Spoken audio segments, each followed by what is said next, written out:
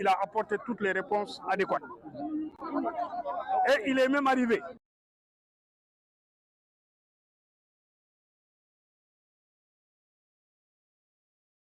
malgré son état de santé fragile, que le juge lui accordait de temps en temps une pause parce qu'il avait du mal à respirer difficilement et il lui accordait une pause pour prendre ses médicaments. Mais malgré tout, il a tenu à être entendu par le juge d'instruction sur les faits qui lui sont reprochés et que ce moment-là, il attendait il y a 10 mois.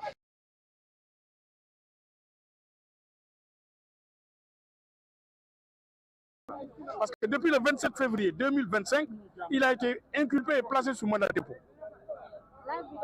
Donc c'était vraiment le jour J pour lui, pour qu'il soit mis au courant des faits qui lui sont reprochés, mais pour qu'il apporte aussi les réponses adéquates. Et ces réponses, il les a apportées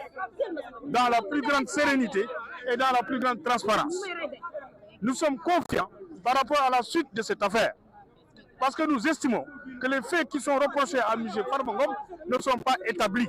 Il n'y a pas de détournement de deniers publics dans ce dossier, ou en tout cas, aucune question par rapport à un détournement de deniers publics ne lui a été posée,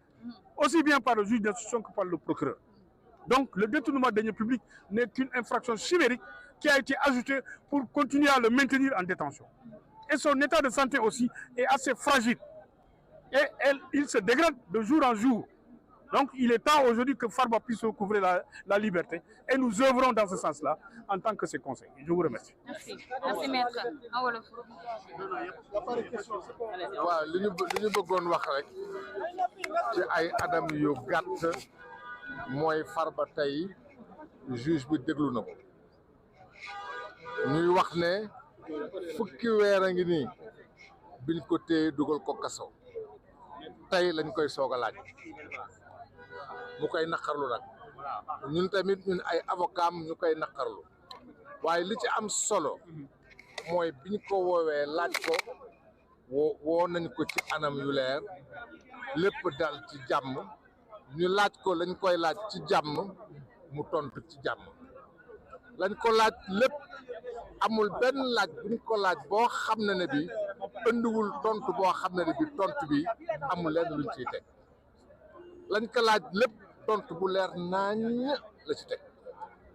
muy wax ne lépp day firndeel ne amul lenn tey loo xam ne bi mën nañ ko gàll ci ndoddam lu war a mën a tax ñu atte ko wala ñu gardewaat ko ci kaso ñuy wax benn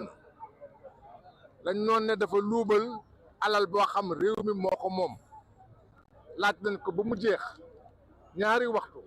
amul benn yoon boo xam ne bi laaj nañ ko alal joo xam daf ko luubal te alal boobu réew mi mu di alal réew kon loolu dañ ko ci génnee loolu bokk ci ñuy wax ne it bañ koy laaj lépp donte ne nag wérgu yaramam néew na tontu na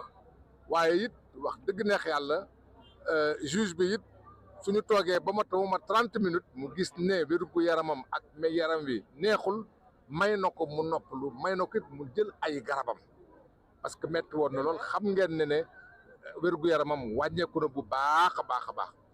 te lépp lu muy gën a toog ci biir kaso bi muy gën a wàññeeku ndaxte fajuwul tey jii moom amul sax sikk sàkk ne que wérul moo tax juge bi di ko may mu doon noppalu waaye loolu teewul it dama waroon tontu yëpp mu tontu ko ñu jàpp ne dagam lañ ko laaj lépp indi na ci ay tontu yu leer indi ay firnde yu leer ne lañ koy laaj dara teguwul ci yoon procureur laaj na ko lu mat waxtu président bi juge bi laaj na ko lu mat waxtu ay tontu yu mu tontu yu leer nañ la ñu jàpp ne que ci yooyu condition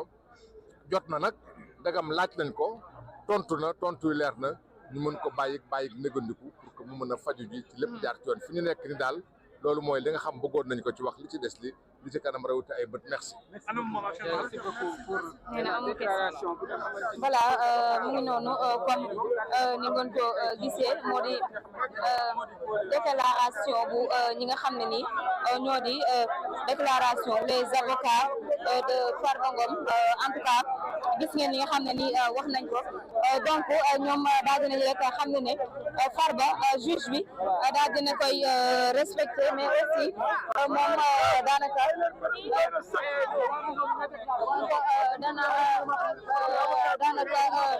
ñoom daal xam nañ ne daal nañu xam ne ni jàpp nañ ne juge bi dinañ rek amal liberté provisoire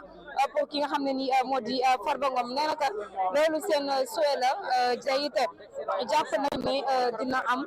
te it daal nañuy xam ne ni moom mbir yi daal nay passé wu dans d'excellentes conditions donc liñ leen mën a wax rek moo di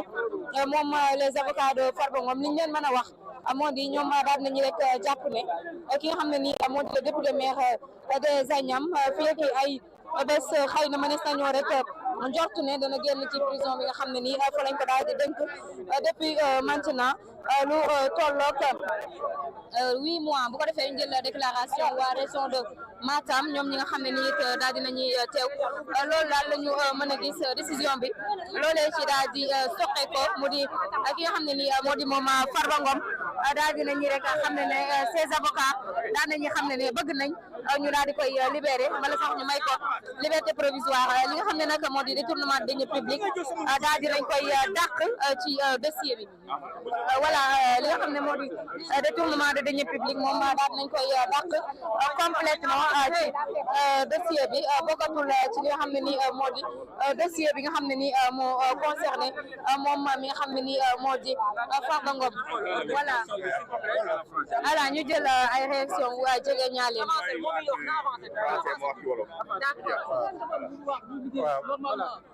Écoutez, voilà, c'est monsieur Aliou Seyni Ndiaye, maire de la commune de Odebere, par ailleurs coordonnateur du comité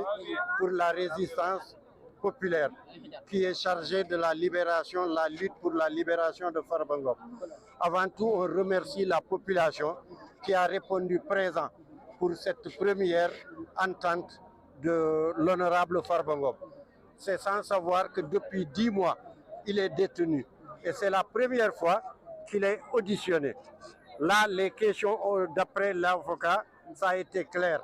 Il n'a jamais été question de détournement. C'est sur d'autres choses et il a répondu clairement. Pour comprendre qu'il était malade, toutes les 10 minutes, on lui donnait la permission de respirer, de s'asseoir pendant 5 minutes. C'est ce qui a engendré la longueur de cette audition. On remercie tout le monde. Là, on est en attente de voir la suite. Farba a répondu à toutes les questions qui lui ont été posées. Et aujourd'hui, on est en attente. Merci. On remercie tout le monde.